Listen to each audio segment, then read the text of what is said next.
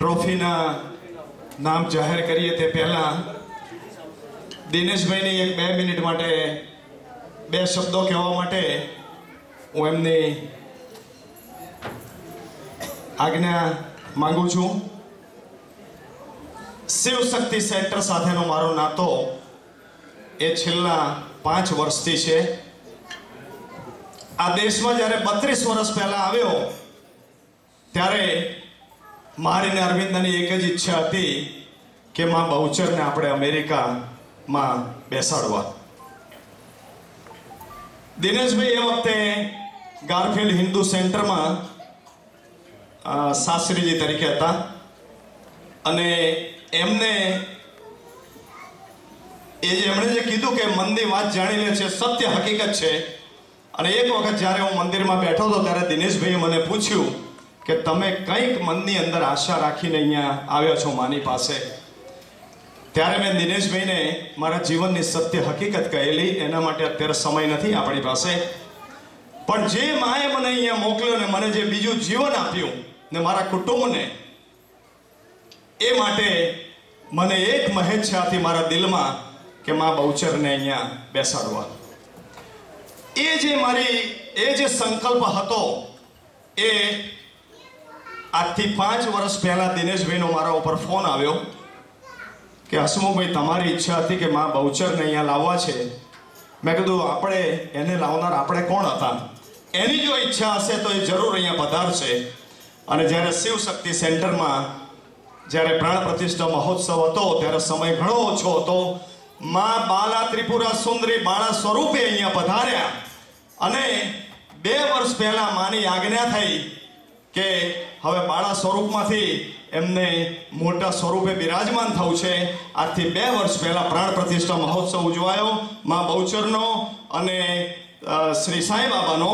અને માં બહુચર આજે બાળા સ્વરૂપમાંથી એ વિરાટ સ્વરૂપે બિરાજમાન છે.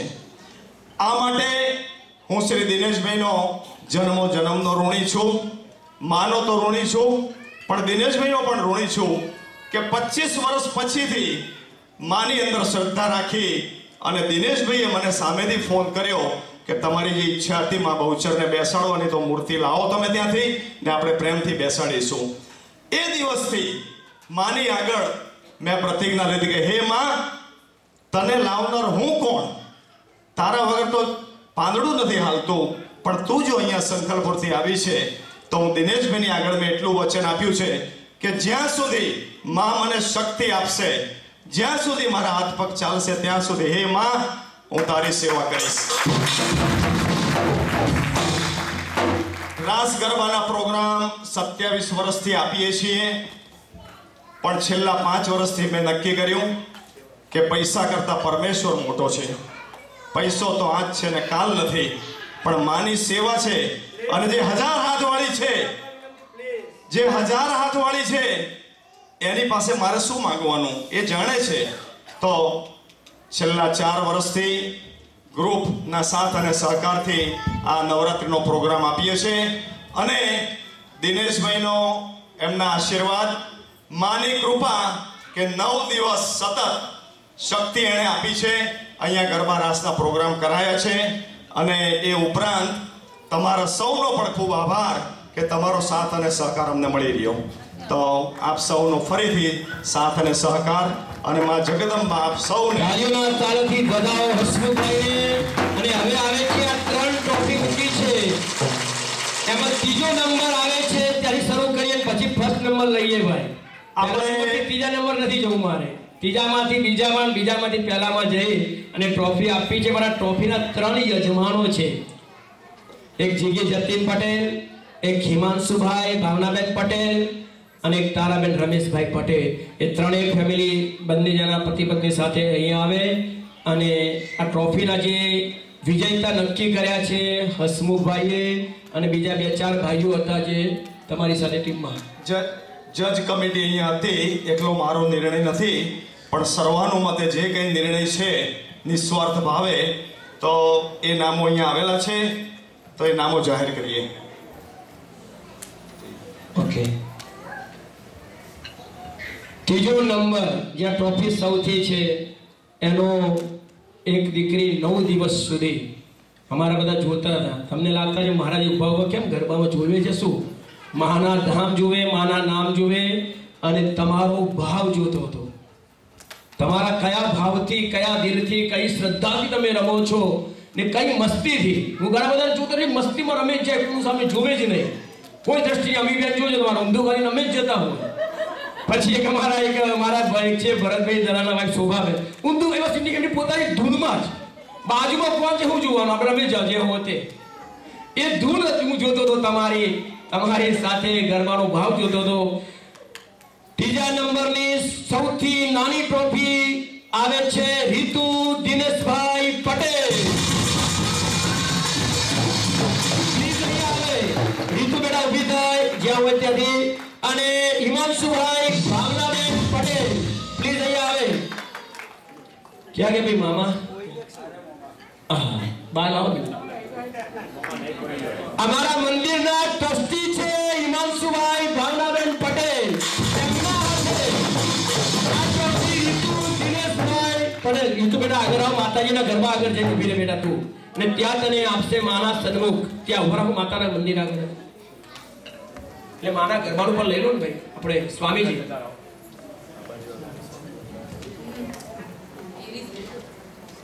ચલિए તાળીઓના તાલથી વધાવી રીતુ 9 દિવસ સુધી નોન સ્ટોપ આવીને ખરેખર સરસ રીતે રમતી હતી. અને પોતાના ભાવથી રીતુને આપીએ બંને જણા સાથે બોલીએ અંબે. આશી શક્તિ સેન્ટર તરફથી એના દાતા સાથે આપીએ રીતુ બેટા તને આશીર્વાદ. ભગવાન સદા તને આનંદ અને કલ્યાણ કરે બેટા, અને ભણવામાં ખૂબ આગળ વધે એવા હૃદયના આશીર્વાદ. જય અંબે. બીજું નામ જાહેર કરશે હવે હસમુખભાઈ, ને ત્રીજું નામ જાહેર કરાવીએ આપણે ગાદીપતિ. એક પહેલો નંબર આવશે, જે ગાદીપતિ આવશે પહેલા નંબરમાં. બીજી ટ્રોફી છાયા અમીન. છાયા અમીન.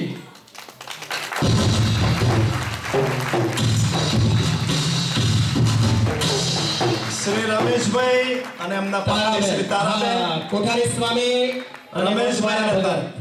છાયા અમીન.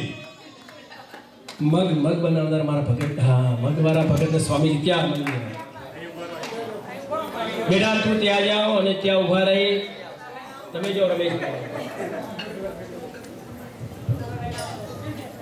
આ ટ્રોફી માટે જે જજિંગ કમિટી છે ઘણી જહેમત ઉઠાવી છે, ઘણો વિચાર કરી કોઈને અન્યાય ના થાય તે પ્રમાણે આ ટ્રોફી આપવામાં આવી છે.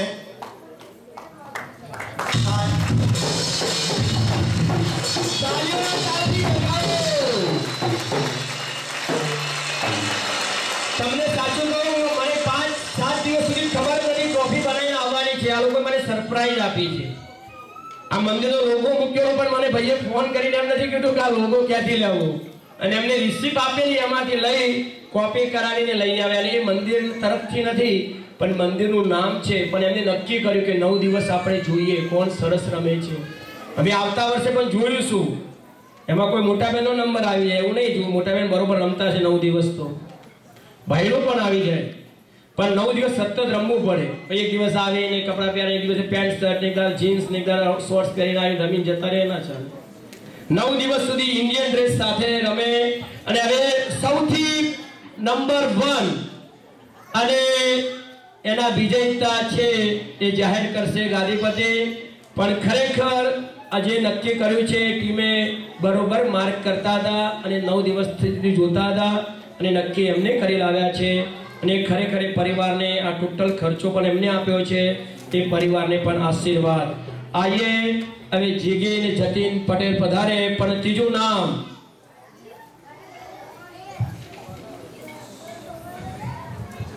રૂપાલ ગાંધી.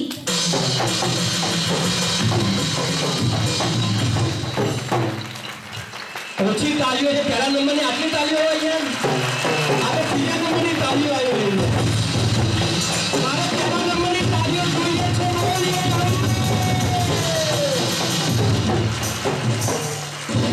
એને અમારી જીગીએ જતું બંને હાથ સ્પર્શ કરો જીગી બેટા. હા,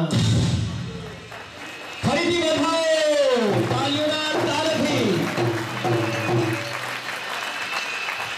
કોઈ કલાકાર કોઈ ડાન્સ કોઈ સરસ મજાનું કાર્ય કરે એને બે વસ્તુ ગમે અને કલાકારના બે દુશ્મન છે ખબર છે ને કયા બે દુશ્મન એક જાણ્યા વગર સમજ્યા વગર અર્થ વગર ખોટી ખોટી તાળીઓ પાડે તે અને એક જાણ્યા બધું ખબર હોય તોય જોઈને તાળી ન પાડે તે હવે એવા દુશ્મન બનતા વગર તાળીઓના તાલથી વધાવીએ સરગમ મ્યુઝિકલ ગ્રુપને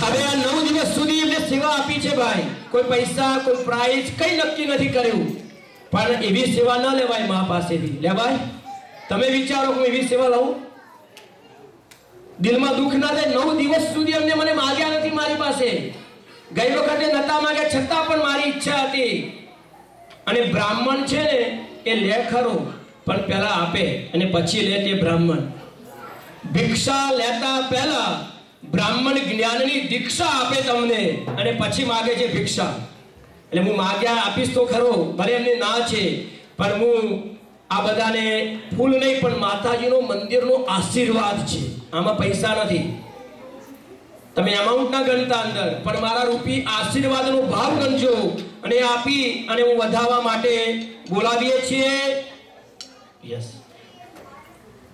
હસમુખભાઈનો સૌથી પહેલા આપણે એમનું સ્વાગત કરવાનું છે અને એમને આશીર્વાદ આપવાના છે માના અને ખરેખર માની ભક્તિનો ખૂબ આશીર્વાદ માટે હું અમારા મુખ્ય યજમાન દિનેશભાઈ શંભુભાઈ પટેલ બંને જણા અહીં આવે અને હસમુખભાઈને માતાજી આગળ ઊભા રાખી અને સાલ સાથે એમનું સન્માન કરે હસમુખભાઈ પધારો તાળીઓના તાળથી વધાવજો હસમુખભાઈ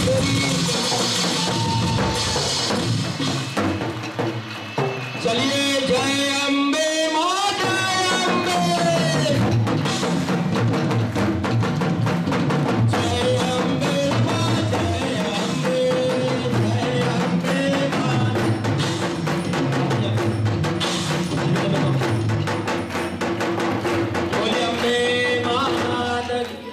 બોલાવો દિનેશભાઈ સીતાજીને બોલાવો જોડે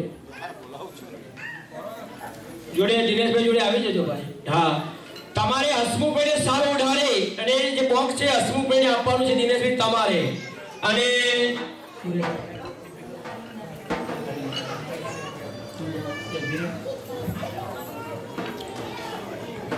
બધાએ તાળીઓના તાલથી જય જયકાર સાથે બોલીએ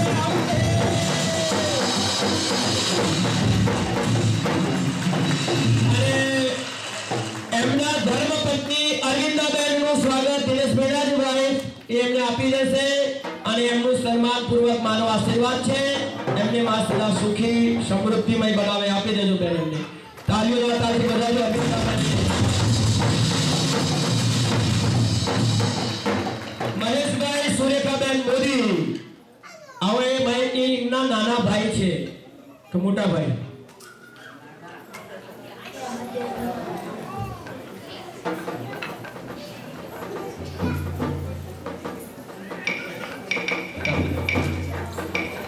આ મહેશભાઈએ પણ એમની સાથે સાથ આપ્યો છે સરગમ મ્યુઝિકલ ગ્રુપના એ પણ એક છે એમણે પણ તાળીઓના તાળથી વધાવીએ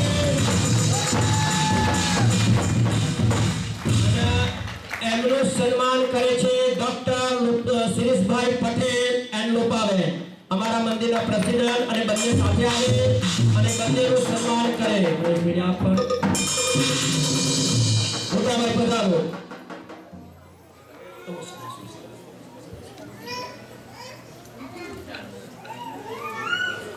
હલુપાબેનના હાથમાં બેગ આપજો ગ્રીન કલરનો સમજાવવું પડે યાર મારા ભાઈ છે પાછા ડરતા આવે એટલે ગુસ્સા એ કોનાથી ડરે છે ના બોલાય તારે બોલો શ્રી અંબે મહેશભાઈનું સન્માન કરે છે મંદિરના આશીર્વાદ રૂપે ડોક્ટર શિરીષભાઈ પટેલ વધાવે છે